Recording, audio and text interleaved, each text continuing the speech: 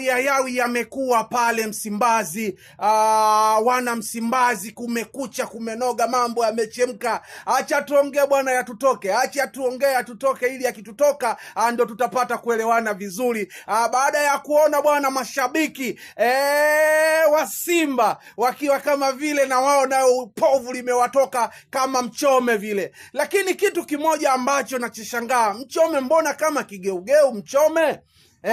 Anamkubali Mo, saa zingine amkubali. Lakini mimi nataka niseme kwa mashabiki wa Simba, je, nyinyi kama nyinyi mnaona vizuri Mo kutoka pale Msimbazi? Na kama Mo akitoka, tuseme achukue wachezaji wake, achukue vitu vyake, je, nyinyi wanachama ama mashabiki wa Simba mna uwezo wa kuwalipa wachezaji?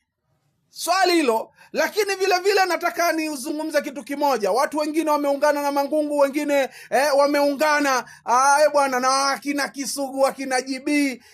Sasa je, muko vipi pale? Mbona sisi hatuelewi? Watu tuliokuwepo nje, hatupo ndani ya timu hile ya Simba, mbona hatuelewi kama kuna mkanganyiko hivi ambao unaendelea pale Msimbazi, katika klabu kubwa kabisa ama klabu bora kabisa hapa nchini Tanzania? Je, Wana Jangwani katika kipindi ambacho walichopitia zile za vuguvugu walitokewa kama hivi, ama sisi tu Simba?